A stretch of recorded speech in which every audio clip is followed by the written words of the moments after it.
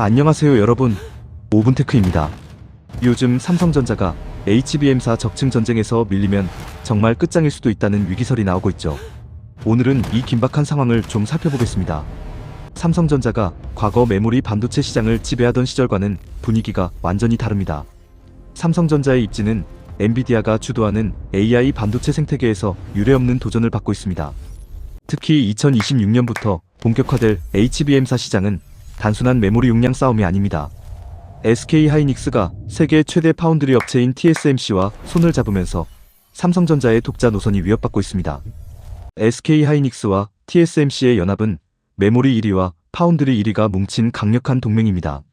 삼성전자는 메모리와 파운드리를 모두 직접 하는 IDM 방식이지만 고객사들은 전문화된 동맹의 기술력을 더 신뢰하고 있습니다. HBM사의 핵심 기술 중 하나는 바로 16단 적층 기술입니다. 반도체를 더 높게 쌓으면서도 두께는 유지해야 하는 이 기술은 삼성전자의 제조 공정에 엄청난 압박을 가하고 있습니다.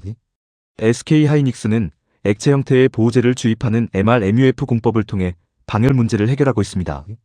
반면에 삼성전자는 전통적인 TC-NCF 방식을 고수하며 기술적 우위를 증명해야 하는 상황입니다. 삼성전자가 추진 중인 TC-NCF 방식은 칩 사이에 비전도성 필름을 넣는 방식입니다. 이 방식은 적층수가 늘어날수록 열 배출이 어렵다는 지적이 있지만 삼성전자는 공정 안정성을 강조하며 승부수를 던졌습니다.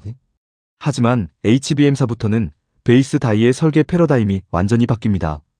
기존에는 메모리 공정으로 만들던 베이스 다이를 이제는 파운드리 로직 공정으로 제작해야 하기 때문입니다. SK하이닉스는 이 베이스 다이 생산을 TSMC에게 맡기기로 결정했습니다. TSMC의 선단 공정을 활용하면 SK하이닉스의 HBM사 성능과 전력 효율을 극적으로 높일 수 있다는 계산입니다. 삼성전자는 자사의 파운드리 사업부를 통해 베이스 다이를 직접 생산하겠다는 전략입니다. 삼성전자의 메모리 부서와 파운드리 부서가 얼마나 긴밀하게 협력하느냐가 이번 전쟁의 승패를 가를 핵심 관건입니다. 시장 조사 기관인 욜그룹에 따르면 2026년 HBM 시장 규모는 약 150억 달러까지 급성장할 전망입니다. 삼성전자가 이 시장의 주도권을 놓친다면 전체 반도체 매출에 치명타를 입게 됩니다.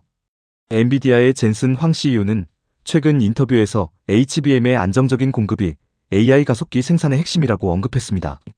삼성전자가 엔비디아의 품질 테스트를 통과하는 시점이 늦어질수록 삼성전자의 리스크는 눈덩이처럼 커집니다. 현재 SK하이닉스는 HBM3이 시장에서 점유율 50% 이상을 차지하며 독주하고 있습니다. 삼성전자가 HBM사에서 반전의 기회를 잡지 못하면 메모리 명가라는 타이틀마저 반납해야 할 처지입니다. 삼성전자 내부에서도 위기감이 고조되면서 기술 개발 속도를 대폭 높이고 있습니다. 삼성전자는 2025년 말까지 HBM사 샘플을 출하하고 2026년부터 본격적인 양산에 돌입한다는 계획을 세웠습니다. 하지만 TSMC의 생태계인 VCA 파트너사들이 SK하이닉스를 강력하게 지원하고 있다는 점이 삼성전자에게는 큰 벽입니다. 커스텀 HBM 시대가 열리면서 고객 맞춤형 설계 능력이 삼성전자의 새로운 과제로 떠올랐습니다. 삼성전자가 보유한 텀키 솔루션은 분명 장점이지만 고객사들은 특정 기업에 대한 의존도가 높아지는 것을 경계합니다. 구글이나 아마존 같은 빅테크 기업들이 SK하이닉스와 TSMC 연합에 먼저 손을 내미는 이유이기도 합니다. 기술 전문가들은 HBM사에서 하이브리드 본딩 기술의 도입 여부에 큰 관심을 보이고 있습니다. 삼성전자가 2차 세대 본딩 기술에서 혁신을 보여준다면 SK하이닉스를 단숨에 추월할 가능성도 충분합니다. 하이브리드 본딩은 칩 사이에 범프라는 연결 부위 없이 직접 붙이는 고난도 기술입니다. 삼성전자가 이 기술을 성공시킨다면 16단 이상의 초고적층 시장에서 압도적인 우위를 점할 수 있습니다. 골드만삭스의 보고서에 따르면 AI 서버용 메모리 수요는 매년 40% 이상 성장할 것으로 보입니다. 삼성전자가 HBM사 적층 전쟁에서 밀린다는 것은 이 거대한 미래 성장 동력을 통째로 잃는 것과 같습니다. 삼성전자의 파운드리 수율 문제도 HBM사 전략에 큰 변수로 작용하고 있습니다. 메모리 부문이 제 역할을 다해도 파운드리에서 베이스 다이를 제대로 공급하지 못하면 삼성전자의 통합 전략은 무너집니다. SK하이닉스는 이미 엔비디아와 차세대 GPU 로드맵을 공유하며 HBM사 최적화 작업을 진행 중입니다. 삼성전자가 이 폐쇄적인 생태계에 균열을 내기 위해서는 경쟁사를 압도하는 독보적인 성능 수치를 보여줘야만 합니다. 반도체 업계 관계자는 삼성전자가 HBM사에서 패배할 경우 파운드리와 메모리 사업 모두 연쇄적인 타격을 입을 것이라고 경고했습니다. 삼성전자에게 이번 적층 전쟁은 단순한 수익성 문제가 아닌 기업의 생존이 걸린 문제입니다. 과거 63회가 D램 시절부터 이어온 삼성전자의 초격차 전략이 이번에도 통할 수 있을까요? 삼성전자가 개발 중인 6세대 HBM 기술의 완성도가 2026년 이후에 글로벌 반도체 지형도를 결정질 것입니다.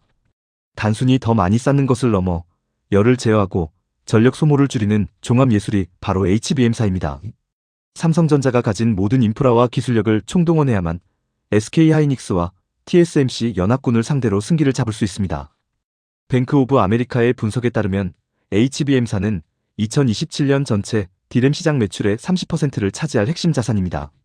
삼성전자가 기술적 근거를 바탕으로 이번 적층 전쟁의 위기를 돌파해낼지 전 세계 투자자들이 삼성전자의 행보를 날카롭게 주시하고 있습니다.